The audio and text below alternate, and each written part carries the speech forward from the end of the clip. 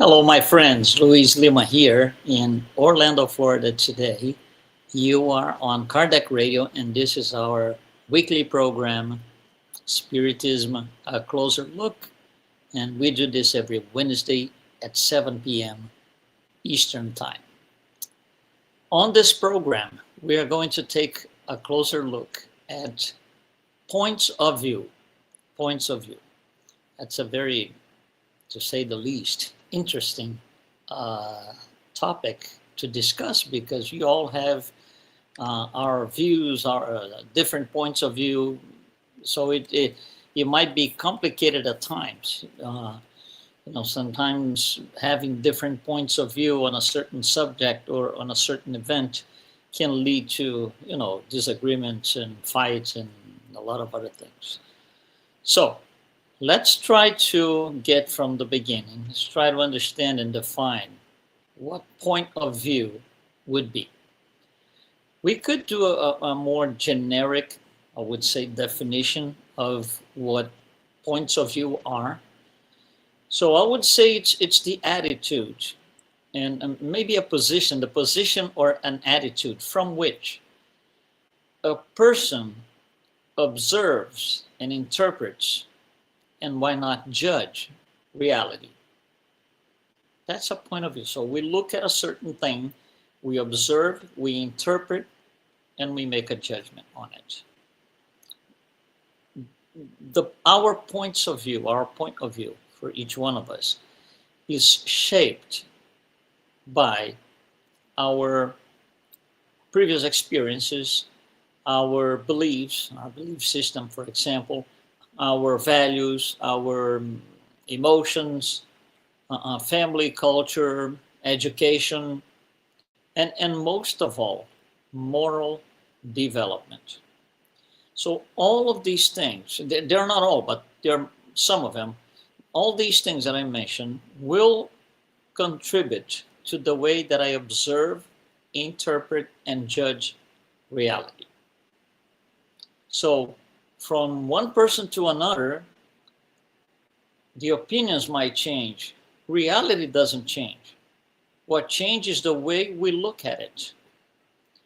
And we ourselves, years ago, we could have a certain look, a certain point of view on a circumstance, on a situation.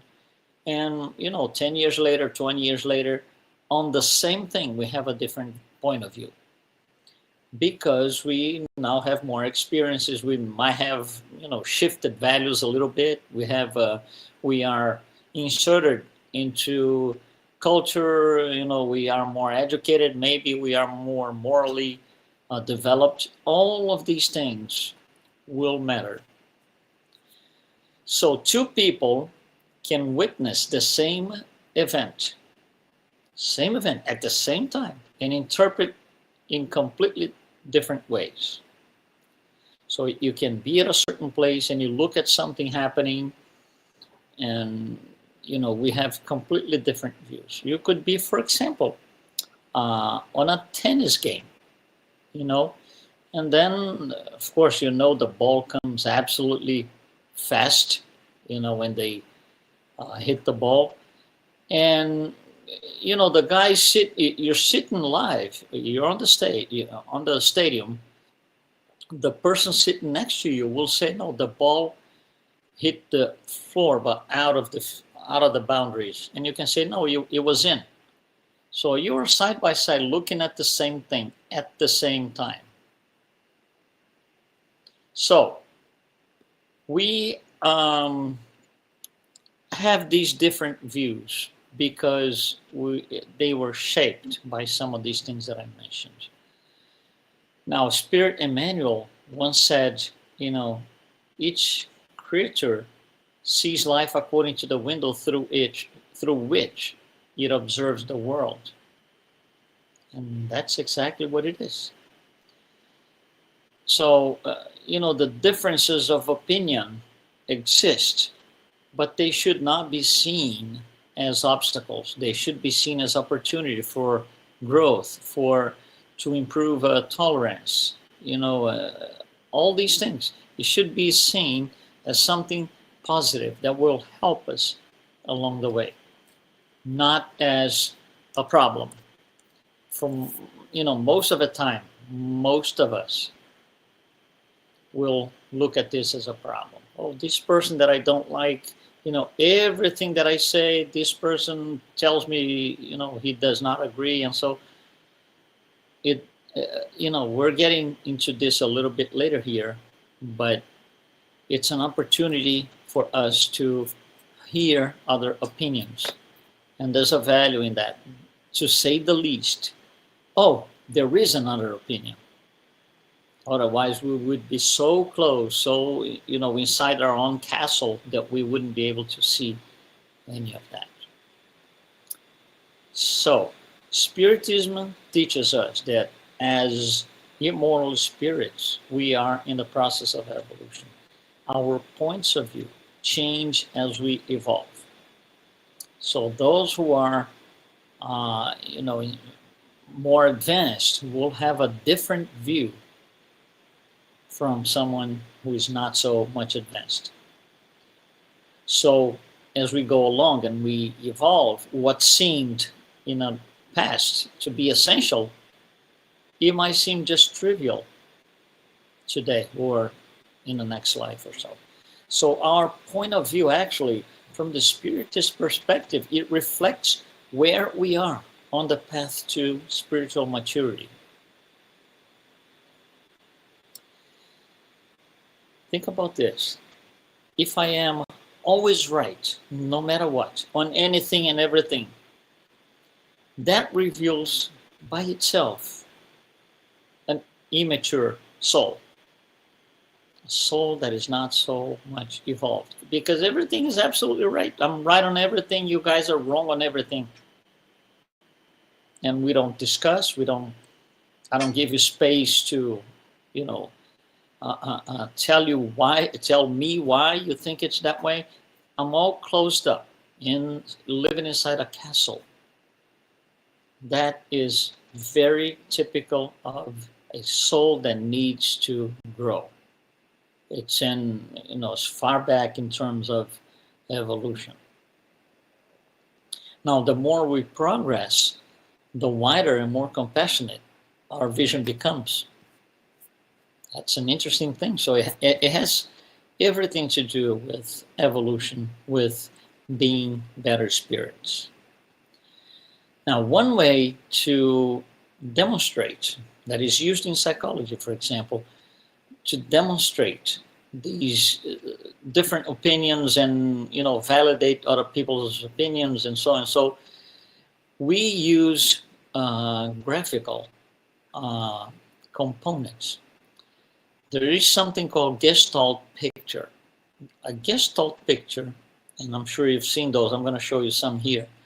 It's a visual image that can reveal more than one content in the form of pictures. One of the most famous Gestalt pictures is called the Rubens vase. Let me bring this over to you on the screen so we can talk about it.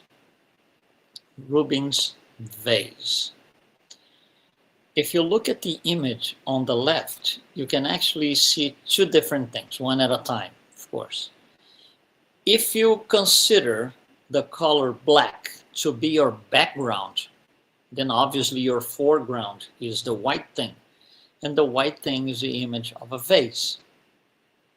On the same picture, without making any changes, if you consider white to be your background, obviously your foreground now are the black images. And the black images show two people facing each other sideways. So it's the same image that we are doing an analogy here, so it's the same reality. And one person can say, if you ask him, what do you see? One person can say, well, I see two people facing each other. And the other person says, I don't see that, I see a vase. You see, it doesn't mean that one is right, the other is wrong. My opinion is just my opinion. It's not the absolute, unquestionable truth on this image or on anything, So We look at this image, and on the internet there are several Gestalt pictures. The purpose of a Gestalt picture is exactly this: is to show us that uh, the way we organize our patterns. Interestingly, if you look at a Gestalt picture many times, over and over and over again. Let's just say that when I look at this one, I start by seeing the vase. For me to see the faces, I need to concentrate a little bit and, oh yeah, now I see the faces. But, I see the vase first. And no matter how many times I've seen this and how many times I will be seeing this and watching the image, the vase will come first, ever, for most of us. And then I have to concentrate a little bit. Oh yeah, now I see the two faces. But what we see first is always the same, because it's our pattern, the way we organize our pattern. That is automated in our perispirit, that way of seeing things. So we always start with that. And then we have to concentrate a little bit to switch over and see something else. So, these pictures, these Gestalt pictures, have a tremendous value because of that. Another very well-known Gestalt picture is this one here. It's called the duck-rabbit illusion. And what we see here is, a head with an eye. On the left side, if you look at this as a beak, you can tell this is a duck. And the duck is looking to our left on the screen. However, we could see this as a rabbit that is looking to the right of the screen. And there are no beaks. Those are just the rabbit ears. Again, when we look at the picture the first time, and many other times that will come, let's just say that I see the duck first. And for me to see the rabbit, I have to concentrate a little bit. Oh yeah, now I see it. It's not automatic. I mean, looking at the second picture or the second image is not automatic. I have to concentrate a little bit. The first image that, which becomes standard for me, will always be the first thing that I see. So, this tells us that, we may have different opinions, but that not necessarily invalidate other people's opinions. One very good image, which is also on the internet, that leads to discussing about points of view, is this one here that I'm going to bring it over to the screen here.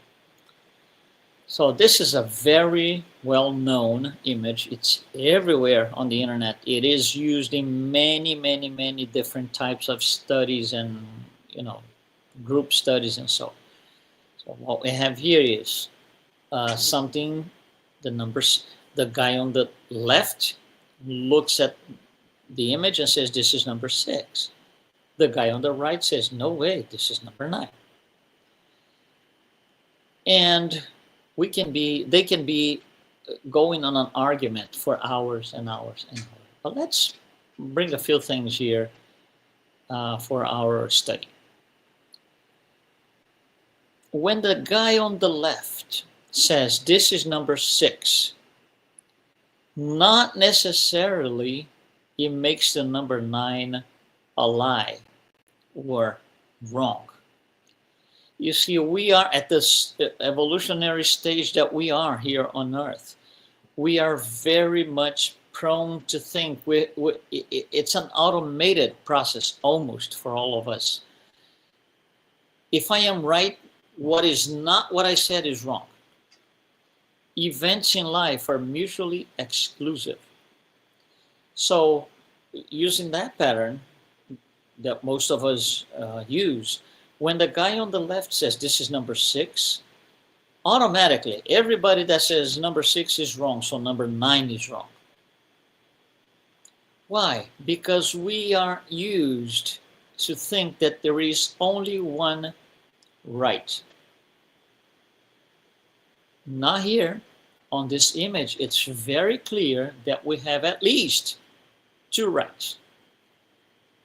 And that is very challenging for low order spirits.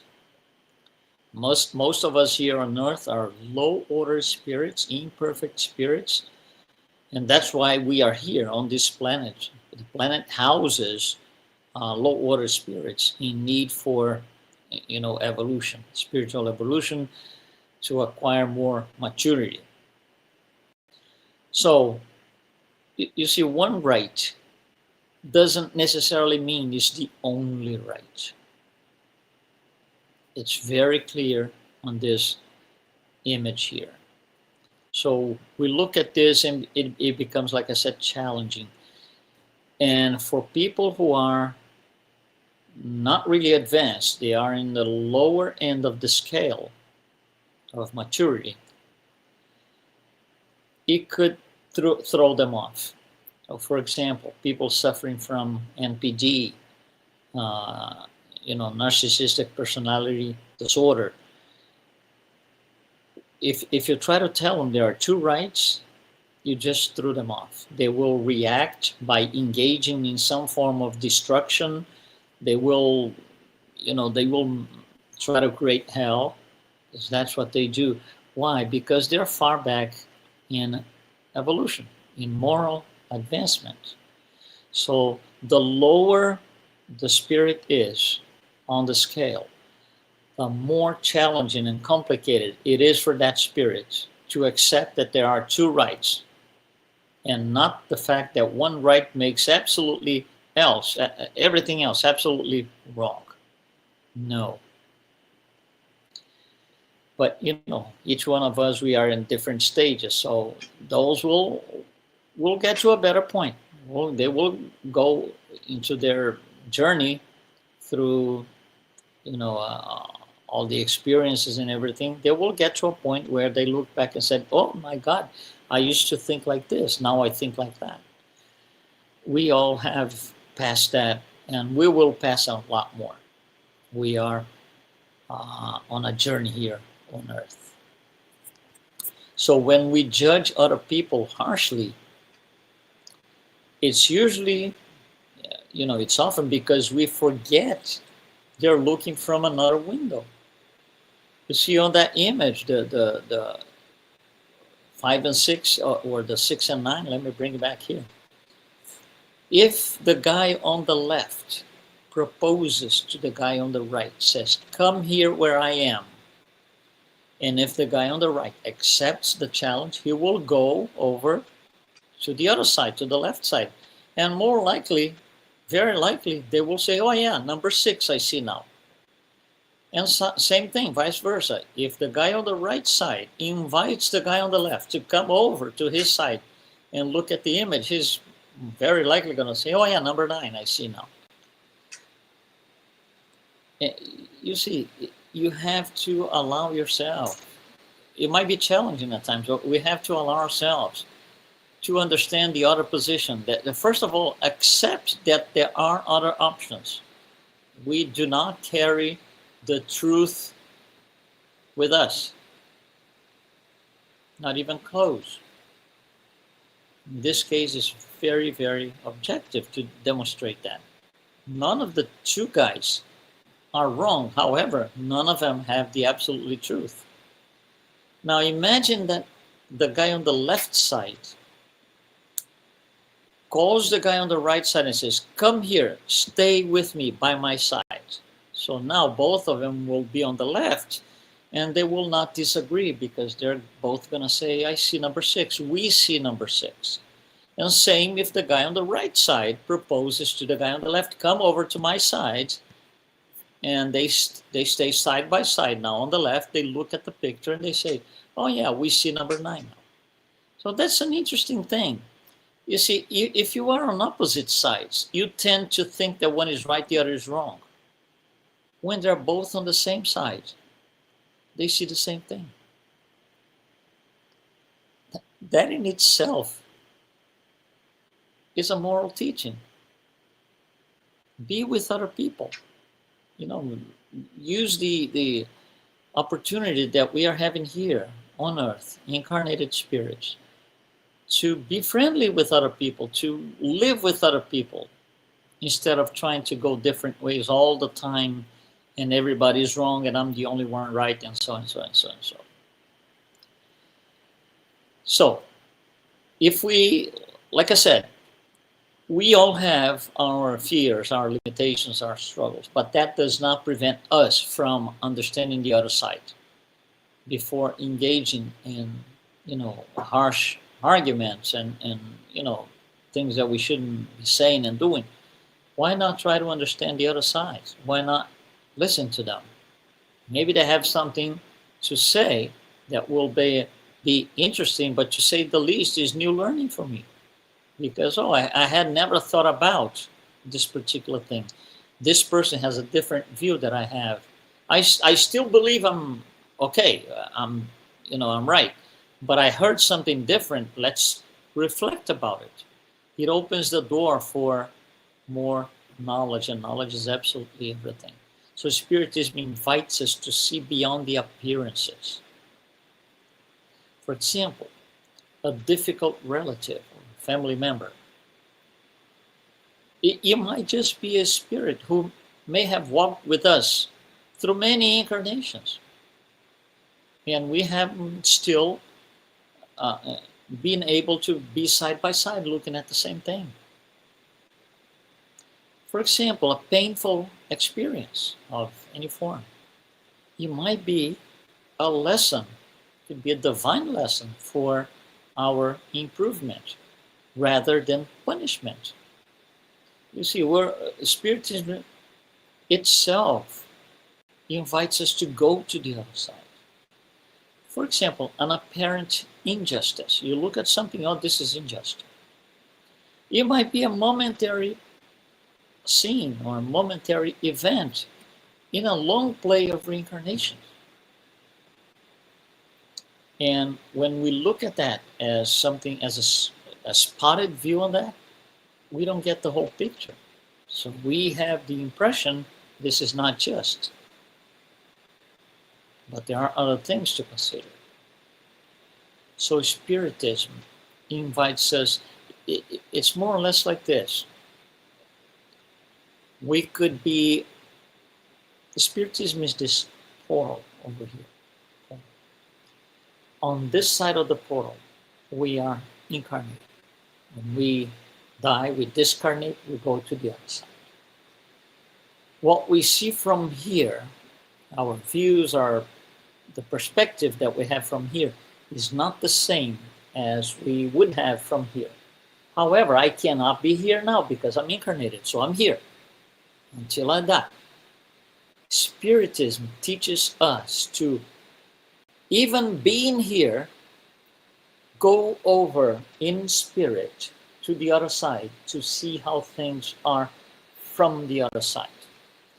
So from this side, fighting and disagreement and just being violent and so might make sense. I want to kill this person because of this and that and that. When you come over as a spirit, because you can't leave here, go there and come back. So as a spirit, when you come here, you have a different view. Well, if I kill, I'm going to have to go over a series of difficulties, problems, and trouble is going to be a lot worse. So, let me give up on that. So Spiritism is this portal that gives us the two views being in one of the sides only, but we have visibility from both sides. So Spiritism itself is this great tool that will give me, a multi-view of things, of life. Things will make more sense when we embrace Spiritism. So when we have facing some conflict, I could very well ask, okay, I'm in the middle of a conflict. What might the other person be feeling right now? We don't know, because I might be, say, angry because of that conflict, but the person might not be angry. So when we are, for example, undergoing suffering, or we're suffering for some reason. So instead of, just blaming God and all of that, why can't we say, well, let me understand this. What lesson am I getting from this experience? So because we don't do this, we don't tend to see the two sides. We think everything is unjust, and justice becomes one of the greatest challenges in our life. Very difficult, because we have human justice, but we have divine justice, which is way above, because divine justice looks into the truth as a whole. We do not have the truth. Our truth is fragmented because we are only looking at a part of it. So everyone is at a different point in their evolutionary path. We all have our problems, our difficulties. Sometimes it's difficult to have a peaceful coexistence. There's empathy, tolerance, and impatience. A lot of things will create difficulties to have peaceful coexistence with other people. But Spiritism helps us to widen our perception, seeing life through the lens of immortality.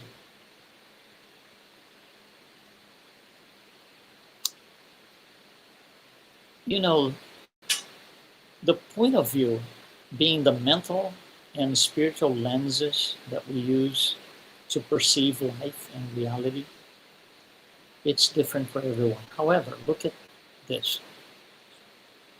On this planet, we are all incarnated, but we all come from different levels of evolution. We have people here, they are very low order spirits. They're incarnated with us. And other spirits are highly evolved spirits. And everything in between. And we are all here at the same time. And what would be the purpose? So we can learn everything from all the other levels of evolution. That's why living alone makes no sense. Going to the desert island and just living alone, eating coconut every day, it doesn't make sense, because it will not help us to expand our consciousness. What makes it happen is our interaction with other people, experiences that we have. So we can move from a self-centered judgment, towards divine understanding. Well, I wanted to thank you for being with us tonight. Thank you very much. And again, we do this program, Spiritism, A Closer Look, right here on Kardec Radio, every Wednesday at 7 p.m. Eastern Time. Thanks so much, and we'll see you next week.